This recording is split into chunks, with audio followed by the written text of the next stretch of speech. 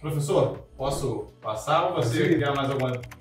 Então, tudo respondido. Continuando, passando da educação para segurança, a gente sabe, Márcio, né, que dá para perceber a insegurança que a população sente hoje, tanto em Cachoeiras como em Jacuípa ou Papucaia, né? Você tem algum plano para gerar a sensação de segurança do cidadão cachoeirense para que a nossa cidade retome essa sensação de segurança que sempre teve? Uma coisa que a gente está tendo legal, Ronald, nessa caminhada de candidatura, desde a pré-candidatura, Ronald, não brinco, nessa caminhada de pré-candidatura e até candidatura, é você conversar com os conselhos, você ouvir. Nós demos voz, nós na hora de preparar o plano de governo ouvimos, né? Então assim, a gente com o Conselho de Segurança não foi diferente, né? A gente tem um grande parceiro que é o presidente do Conselho de Segurança, que tem nos ajudado muito no conhecimento dele. A gente sabe que a gente tem algumas dificuldades no nosso município. Nós somos um município muito grande, como falamos antes, a gente tem lá o nosso DPO em Água Brasil, mas a gente não tem na 122. A 122 fica à mercê, né? A gente fica aberta, livre de tudo, qualquer evasão, né? Então a gente tem intenção em trabalhar isso junto ao governo do estado, mas a gente precisa de imediato reforçar muito a Guarda Municipal. A Guarda Municipal tem que ser realmente valorizada, a gente tem que ter, claro que a gente tem uns problemas financeiros, claro que a gente não vai chegar construindo nem comprando um monte de coisa, porque a gente não tem, né, financeiro para isso, mas a gente tem que valorizar a Guarda no trabalho, no treinamento de pessoal, né? A gente tem que ser, a gente sonha, a gente não sonha na nossa cidade turística, também temos que trabalhar a Guarda Municipal com a parceria de saber receber o turista, né? E a gente aprender também, né? Então todos nós temos que aprender. Mas na segurança pública a gente também pensa em copiar muitos municípios. Tem muitos municípios que já está funcionando legal o monitoramento. Claro que tem a questão dos trâmites, né, legais, que tem alguns lugares que estão, né, do Big Brother, né, dentro da cidade.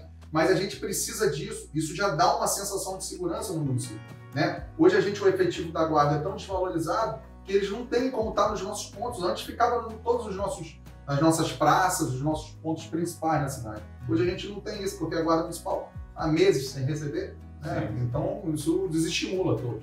Márcio, já que você tocou no assunto Guarda Municipal, é até interessante porque foi uma das perguntas que nós recebemos para a sua entrevista. No caso, a pessoa que fez a pergunta, ela foi uma das pessoas aprovadas no concurso e não foi chamada ainda. Você acha que é viável a convocação dessas pessoas em breve? Eu acho que rapidamente a gente vai chamar, até porque a gente precisa desse efetivo, né? E esse concurso foi feito no governo do meu pai, né? A gente sabe da necessidade em vários setores de concurso público na nossa cidade, a gente sabe disso, né? Mas a questão dos guardas municipais, a gente vai tentar trabalhar, óbvio, ver o financeiro para trazer o mais rápido possível, porque não é só questão de estar na lei, é porque a gente precisa de gente para trabalhar, nosso efetivo.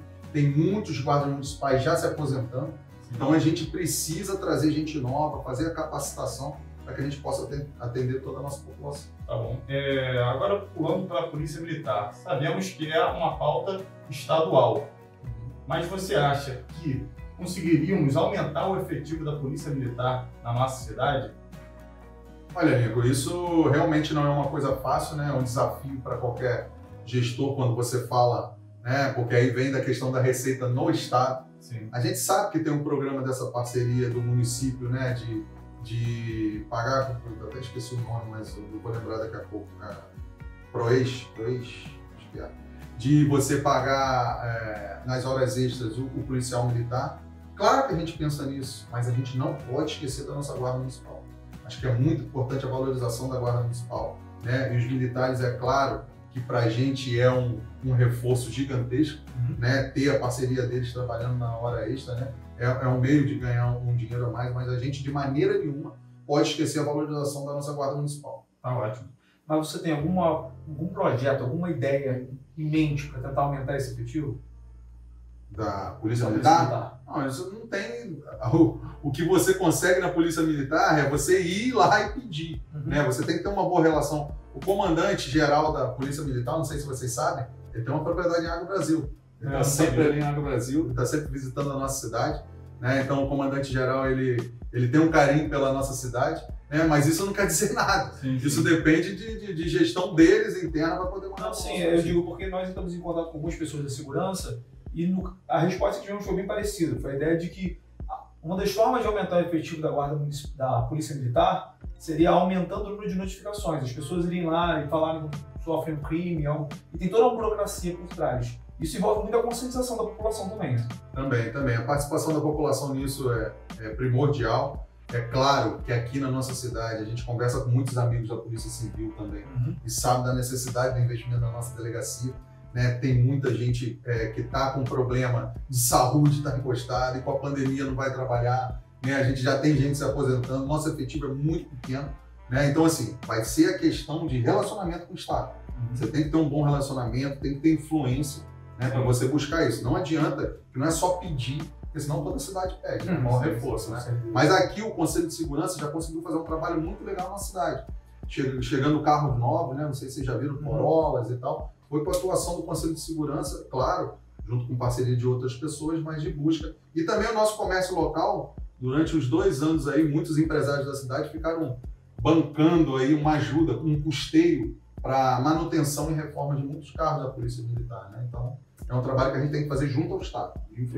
Continuando aí, né, a parte de segurança, passando para a parte de transporte, algumas localidades da cidade, elas se sentem muito abandonadas pela prefeitura. A prefeitura chega muito nos grandes centros e pouco, tanto na segurança como no transporte. O senhor tem algum plano de algum transporte interbairro que ligue os bairros da cidade, Cachoeira, Jacuípe, Papupé principalmente, e que leve nos rincões mais distantes da cidade? Cachoeira de Macacu, como a gente falou no início, né, o nosso tamanho territorial tem esses problemas, né, de acarretar esses problemas, principalmente com transporte, né? A gente tem aqui a Expresso Macacu, que infelizmente há pelo menos 3 anos não funciona, né? Então a Expresso Macacu foi criada pelo meu pai no momento que a Rio Ita abandonou todo o interior do município, porque não era rentável. E também Cachoeiras Boca do Mato, Cachoeiras Papucaia e tal. E isso veio o transporte alternativo, que deu uma outra opção para a nossa população, né? Mas a Expresso Macacu precisa voltar imediatamente. Um plano que a gente tem com relação ao Expresso é criar, a gente ter para algumas localidades ônibus menores, né? Que você tem um gasto menor, que você tem uma manutenção menor, porque tem localidades que em certos horários você não necessita daquele ônibus tão grande, gastando tanto, né? Então isso é um dos projetos iniciais nossos, mas a nossa população de interior, você não sabe como sofre, né? Porque não é só porque o transporte alternativo até tem como opção em muitas linhas do nosso interior, mas ele não tem condições de transportar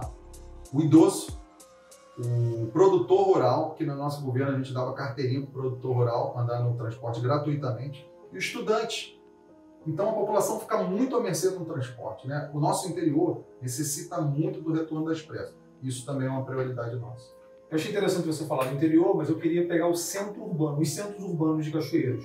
No seu projeto de governo, na área de mobilidade e acessibilidade, eu achei bem interessante isso, acho que vale até um elogio, de trabalhar a ideia de bicicleta, porque entra aquela coisa de desenvolvimento sustentável, de limpeza, mas eu fiquei preocupado com uma coisa, principalmente no centro do distrito mesmo, há uma questão de espaço. Você fala em criação de ciclofaixas, ciclorotas, mas com todo o pouco espaço, uma cidade crescente como Cachoeiras, você acha que realmente é viável essas transformações? Então, Andy, até pelo momento da pandemia, né? A parte da bicicleta, né? O que se tornou aí não um atrativo só da nossa cidade, que aqui já era muito reconhecido, né? Na área de ciclismo, mas a gente tem a questão também agora, por causa da pandemia, do pessoal não podia muito frequentar as academias e usando a bicicleta. A gente acredita aqui, Ronald, que a gente tem uma outra zona de conforto nossa, é que a gente quer parar em frente ao comércio. Sim, né? sim. A gente não quer andar 10 metros para ir no comércio. É a cultura cachoeirense. Então é uma cultura cachoeirense. Se não tiver a vaga na frente daquele comércio, eu vou comprar em outro.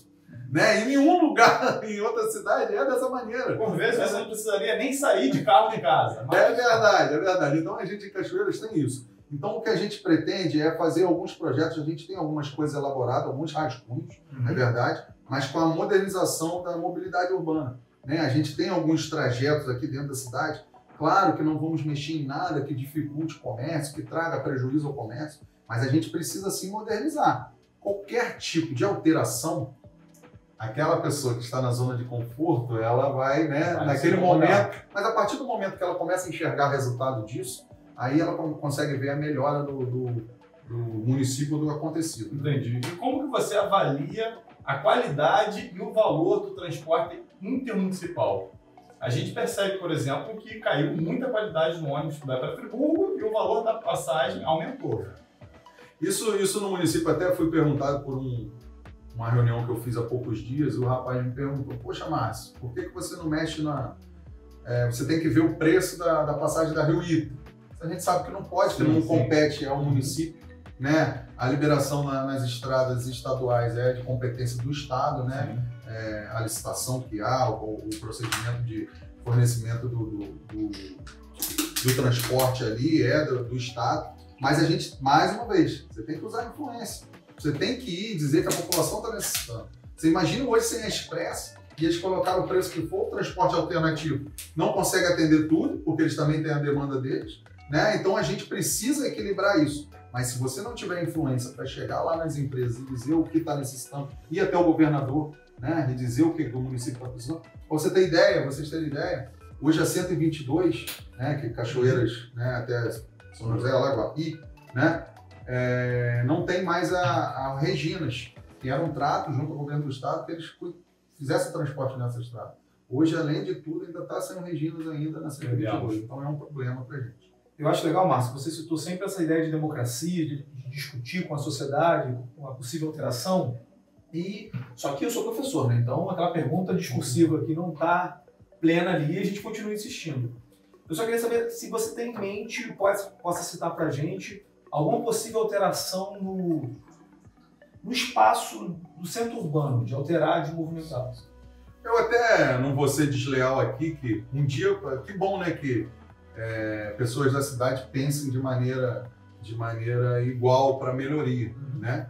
Mas tem uma simples que todo mundo fala, que sempre falaram que tinha um problema ali, que era a questão dos ônibus na saída da rodoviária, que é a gente criar direto a saída ou a entrada do ônibus no eixo trombular, né? No viaduto. Né? Então a nossa ideia é fazer essa passagem ali como sinal de entrada e saída do ônibus, para que o ônibus não precise passar por dentro da cidade e tal. Então, assim, isso é um projeto, nós já vimos em outros lugares, quando a gente tomou a decisão de fazer esse projeto, começar a desenhar esse projeto, a gente descobriu que outra pessoa já tinha pensado, né? Mas que legal, que bom que tem gente pensando nesse sentido.